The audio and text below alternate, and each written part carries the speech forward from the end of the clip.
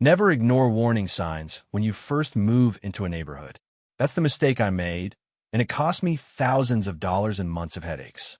So here's what happened. I bought this beautiful house in what seemed like a quiet suburban neighborhood with an HOA. Now, I know what some of you are thinking. HOAs can be nightmares. But honestly, at first, everything seemed fine. The neighborhood looked well kept, the rules weren't too crazy, and my house had this amazing above-ground pool in the backyard that was the main reason I bought the place. About 2 weeks after moving in, I noticed something weird. Wet footprints on my deck that weren't mine. At first, I thought maybe I was just being forgetful, but then I started finding pool toys that definitely weren't mine. Little things like a water gun or a pool noodle that would just appear overnight. Then one Saturday morning, I woke up early and decided to enjoy my coffee by the pool before it got too hot. I'm sitting there, minding my own business, when I see 2 kids, probably around 10 and 12 years old, hop my fence and head straight for my pool.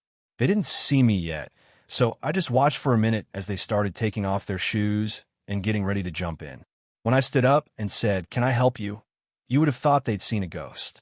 The older one grabbed the younger one's arm, and they both scrambled back over the fence and ran off. I didn't think much of it at first. Kids will be kids, right? But then it kept happening. Almost every day, I'd find evidence that someone had been using my pool. Sometimes I'd catch them, sometimes not.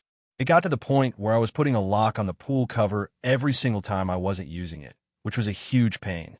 I mentioned it to one of my neighbors, and that's when I first heard the name Karen. Not her real name, obviously, but that's what everyone called the woman who lived 3 houses down. Apparently, her kids were known for causing trouble around the neighborhood, and she never did anything about it.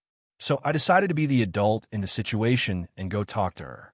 I walked over to her house, knocked on the door, and when she answered, I politely explained that her kids had been hopping my fence and using my pool without permission. Her response? "Oh, they're just kids having fun. Don't be such a buzzkill." I tried to explain that it wasn't just about fun. There were liability issues. What if one of them got hurt? What if they damaged something? But she just waved me off and said I should learn to share.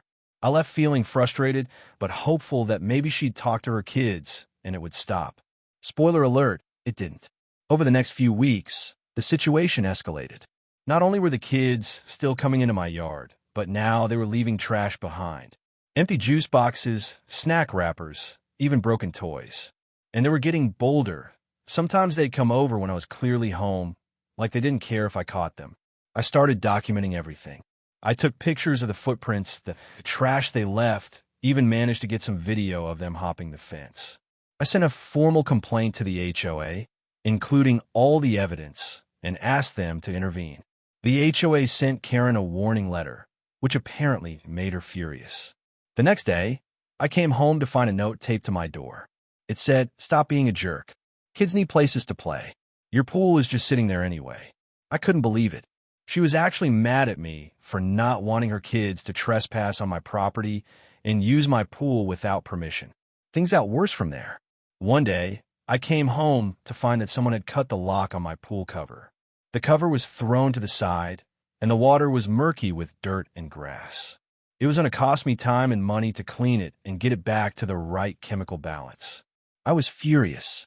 This time, I didn't just complain to the HOA, I called the police. I wanted to file a report for trespassing and vandalism.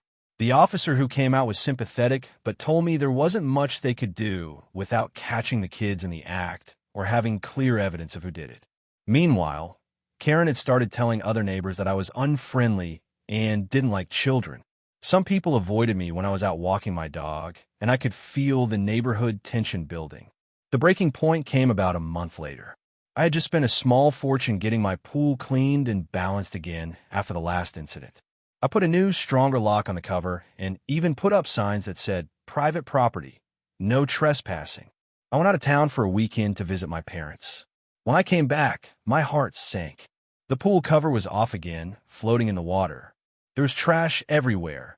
Empty soda cans, chip bags, even a broken lawn chair that had been thrown in. The water was green and murky, and I could see that someone had used a whole bottle of my expensive pool chemicals as a toy, pouring it randomly into the water. I had had enough. This wasn't just about kids having fun anymore. This was deliberate destruction of property, and I was done being the nice guy. The next day, I called a pool removal company. Yes, you heard that right. I decided to have the pool completely removed from my property. It wasn't an easy decision. The pool was one of the main reasons I bought the house, and it cost a lot of money. But I realized that as long as that pool was there, this problem would never end. Karen clearly wasn't going to control her kids. The HOA wasn't doing anything effective, and the police couldn't help unless I caught them in the act. So I paid the company to come out and drain the pool, dismantle it, and haul it away. They filled in the hole and laid down sod. So by the time they were done, you'd never even know there had been a pool there. Karen didn't notice for a few days. But then one afternoon, I was working in my yard when I saw her walking toward my house. She had a look of confusion on her face as she stared at where my pool used to be. "What did you do?" she demanded when she got closer. "I removed the pool," I said calmly. "Why would you do that?" "Because your kids kept destroying it, and you refused to do anything about it," I explained. "I got tired of paying to clean up after them and fix the damage they caused." Her face turned red with anger. "You can't just remove a pool. There are HOA rules about that." "I checked the rules," I said. "There's nothing that says I have to keep a pool. As long as I restore the yard properly, which I did, it's allowed." "That's not the point," she yelled.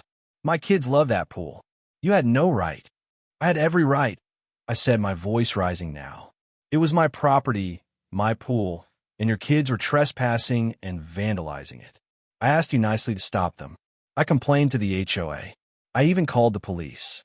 Nothing worked. So I solved the problem myself." She stood there for a moment, steam practically coming out of her ears. Then she pulled out her phone. "I'm calling the police," she said. "You can't just do whatever you want. This is a community with rules." I couldn't help but laugh.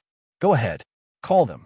I'd love to hear you explain why you're upset that I removed my own pool because your kids wouldn't stop trespassing and destroying my property." And she did. She actually called the police right there in my yard. When the officer arrived, Karen immediately started complaining about how I had unfairly removed the pool and how her kids were now devastated. The officer listened patiently, then turned to me. "Sir, is this your property?" "Yes, it is," I said. "Was the pool yours as well?" "Yes, it was." "And you had it removed because these kids," I pointed at Karen's kids, who had now come running over, "kept trespassing and damaging it?" "That's correct," I said. "I have multiple complaints filed with the HOA, and I've tried talking to their mother, but nothing changed." The officer nodded, then turned back to Karen. "Ma'am, as far as I can tell, no laws have been broken here. The pool was his property, and he had the right to remove it. Your children, on the other hand, were trespassing and potentially committing vandalism. If anything, you should be grateful he's not pressing charges." Karen's mouth fell open. But what about my kids? They love that pool." "Then maybe you should have taught them to respect other people's property," the officer said before turning to leave. Karen stood there for a moment, then grabbed her kids' arms and stormed off without another word. I thought that was the end of it, but oh no, Karen was just getting started. The next HOA meeting was a nightmare. Karen had rallied a few other neighbors who apparently thought I had overreacted. She stood up and gave this whole speech about how removing the pool was against the spirit of the community and how I was being selfish by not letting her kids use it. I calmly stood up after her, explained the situation again, and showed everyone the pictures I had taken of the damage her kids had done. I also mentioned the cost of repeatedly cleaning and repairing the pool, and the fact that I had tried multiple times to resolve the situation peacefully. The HOA board ended up siding with me. They officially warned Karen that if her kids continued to trespass on my property, they would face fines and other penalties. But the drama didn't end there. Karen started spreading rumors about me around the neighborhood. She told people I was difficult and unfriendly, that I hated children, and that I had overreacted to a minor issue. Some neighbors believed her, but others knew the truth.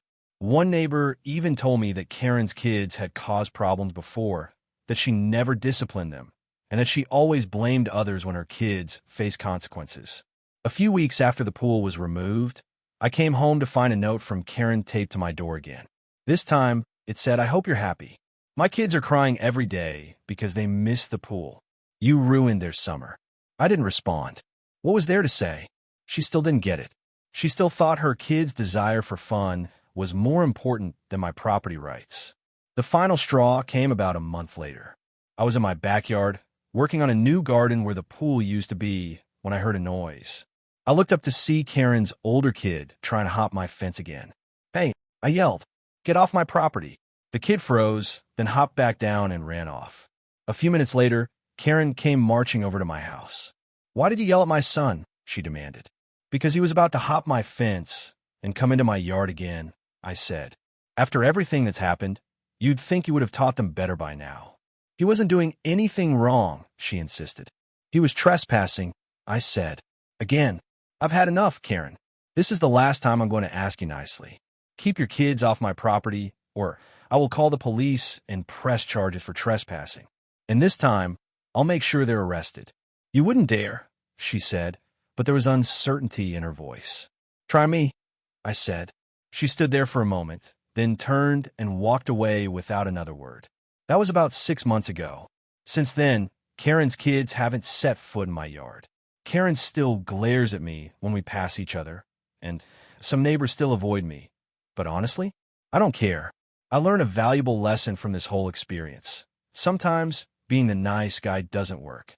Sometimes you have to take drastic action to protect yourself and your property. And sometimes removing the thing that's causing the problem is the only solution. Do I miss my pool? Sometimes, especially on hot summer days. But I don't miss the constant stress of wondering if I'd come home to find it destroyed again. I don't miss the feeling of being violated in my own space. And I definitely don't miss dealing with Karen and her entitlement. Looking back, I wish I had been more assertive from the beginning. Maybe if I had called the police the first time I caught the kids trespassing, instead of trying to be reasonable, things wouldn't have escalated so far. But live and learn, right? So that's my story about HOA Karen and her pool sneaking kids. It cost me a lot of money and a lot of stress, but in the end, I solved the problem in the only way that seemed to work. If you've ever dealt with a similar situation with an HOA or difficult neighbors, I'd love to hear about it in the comments. And if you want to hear more stories about HOA dramas and neighborhood nightmares, hit that subscribe button